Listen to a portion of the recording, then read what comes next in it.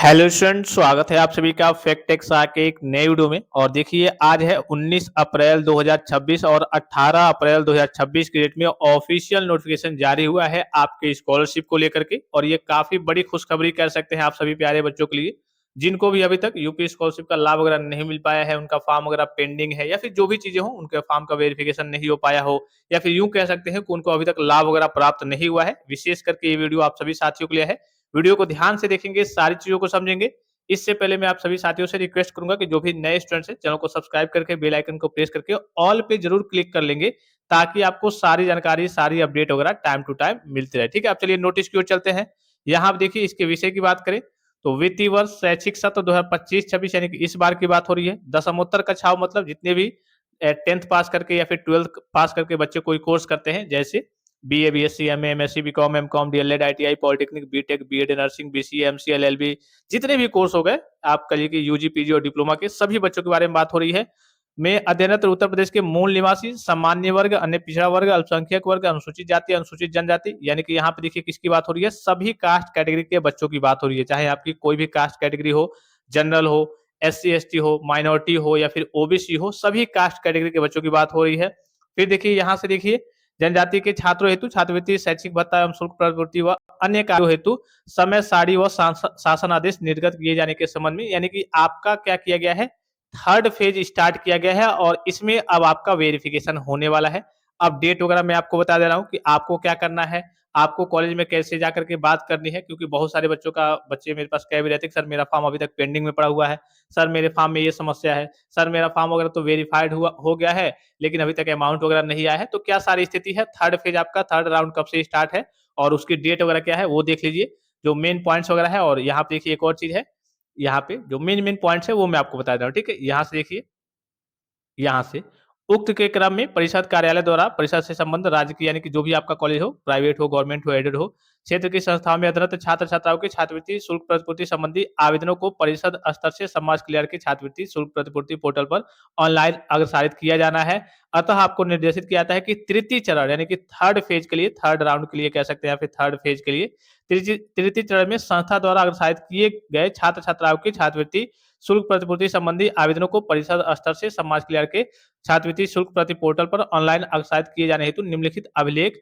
के लिए चाहिए। अब यहाँ पे देखिए क्या होता है कि जो भी आपका कॉलेज होगा, तो क्या करता है, जो भी आपकी यूनिवर्सिटी होती है, आपका मेन करिए कि कोई विश्वविद्यालय हो गया या फिर यूनिवर्सिटी हो गई, कोई भी, ठीक है, कोई डिपार्टमेंट हो गया, तो वो क्या करता है, आपका जैसे मान लीजिए आपने कॉलेज में सबमिट किया फॉर्म को, ठीक है, तो आपके मेन बोर्ड के पास जाता है, आपकी यूनिवर्सिटी के पास जाता है, और वहां से क्या होता है, सभी बच्चों का फॉर्म फिर से जो यूपी स्कॉलरशिप का विभाग कह सकते हैं, वहां पे आपके फॉर्म को क्या किया जाता है भाई, भेजा जाता है आपके करिए कि जो यूनिवर्सिटी हो गई, आपका बोर्ड हो गया, उसके उसके करके द्वारा, अर्थात वहां से करिए कि भेजा जाता है। ठीक है, तो ये वेरिफिकेशन वगैरह है। तो बोर्ड क्या करता है, अर्थात यूनिवर्सिटी आपके क्या करती है, जितने भी एफिलिएटेड कॉलेज वगैरह है उनसे क्या कहती है कि हाँ, आप सभी बच्चों का डॉक्यूमेंट्स, ये जैसे कि यहाँ पे आपको दिख रहा होगा, बहुत सारी चीजें हैं छात्रों के ऑनलाइन अग्रसारित किए गए, जैसे कॉलेज से भी आपका ऑनलाइन तरीके से फॉर्म फॉरवर्ड होता है, तो सारे प्रारूप वगैरह क्या करते हैं, मांगते हैं कि हाँ, यूनिवर्सिटी वाले, बोर्ड वाले, कि हाँ, सभी बच्चों का डेटा वगैरह, डिटेल्स वगैरह दे दीजिए, ताकि हम क्या करें भाई, बच्चों का फॉर्म स्कॉलरशिप के विभाग को शेयर कर दे, फॉरवर्ड कर दे, और उसके बाद से आगे का वेरिफिकेशन वगैरह हो। और इसकी लास्ट डेट क्या बताई गई है, देखिए यहाँ पे आपको लास्ट डेट दिख रहा होगा कि दिनांक 22/4/2026 तक परिषद कार्यालय में जमा कराना सुनिश्चित करें, जिससे अग्रेतर कार्रवाई यानी कि आगे की कार्रवाई की जा सके।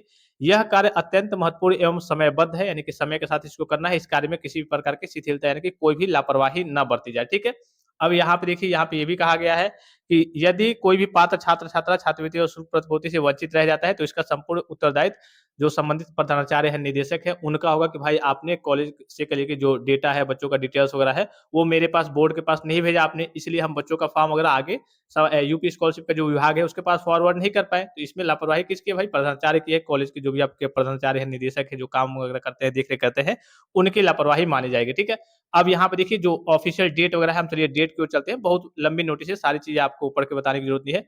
जो ऑफिशियल डेट वगैरह है कि कब से कब तक आपका काम होने वाला है, ये आपका दूसरा राउंड है, ये आपका देखिए थर्ड फेज। तीसरे राउंड की ओर हम चलते हैं। तीसरा राउंड आपका कब से कब तक स्टार्ट है, यहाँ पे होगा दूसरा राउंड, ये आपका तीसरा राउंड। ठीक है, अब देखिए तीसरे राउंड में कब से कब तक वेरिफिकेशन होने वाला है, और मैंने आपको शुरू में ही बता दिया कि सभी कास्ट कैटेगरी के बच्चों के लिए है, और जो जो भी आपके general, OBC, SC ST, minority, सभी के लिए है, और यूजी, पीजी और डिप्लोमा का कोई भी कोर्स होगा, सभी बच्चों के लिए है।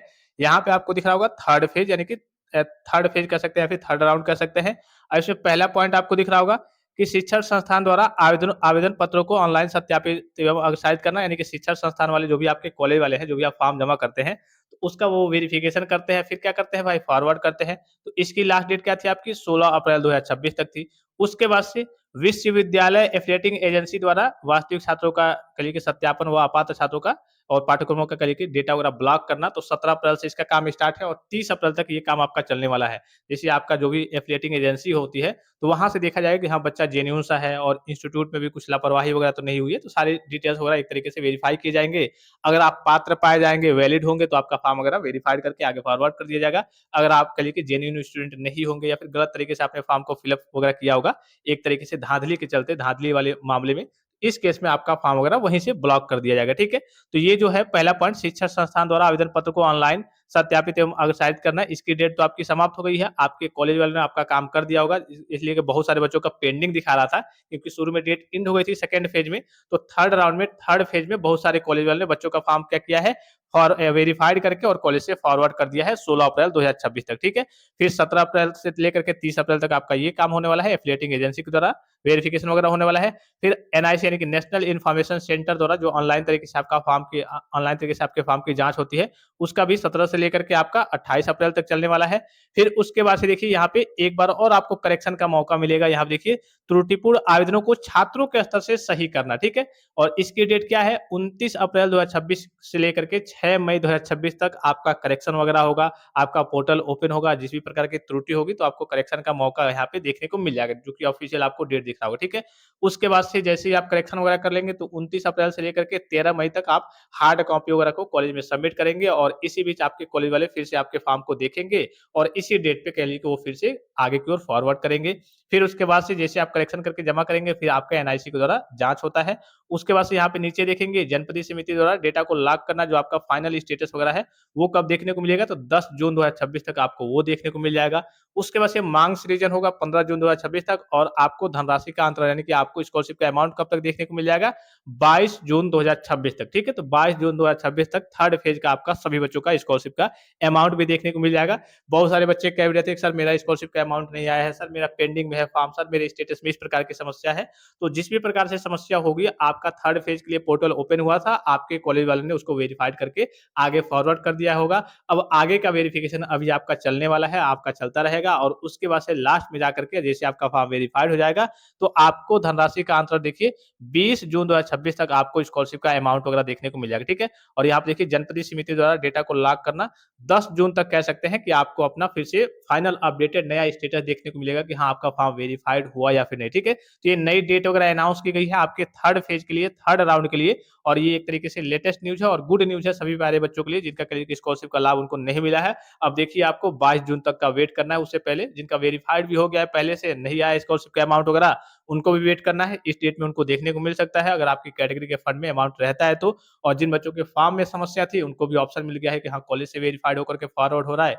फिर जाकर के आपका डीडब्ल्यूओ लेवल से फॉर्म को देखा जाएगा, समाज कल्याण विभाग से आपके फॉर्म का वेरिफिकेशन वगैरह चलेगा, और उसके बाद से लास्ट में आपको जाकर के स्कॉलरशिप का अमाउंट वगैरह देखने को मिल जाएगा, जो कि मैंने डेट यहाँ पे आपको बताया। तो आई होप कि वीडियो आपको काफ़ी ज़्यादा हेल्पफुल और इन्फॉर्मेटिव लगा होगा। और किसी प्रकार का संदेह हो, कोई भी जानकारी चाहिए, कोई भी चीज़ आप पूछना चाहते हैं, तो आप कमेंट बॉक्स में कमेंट करके पूछ सकते हैं। फिलहाल इस वीडियो में इतना ही, इजाज़त दीजिए। धन्यवाद। Thanks for watching. मिलते हैं नेक्स्ट वीडियो में।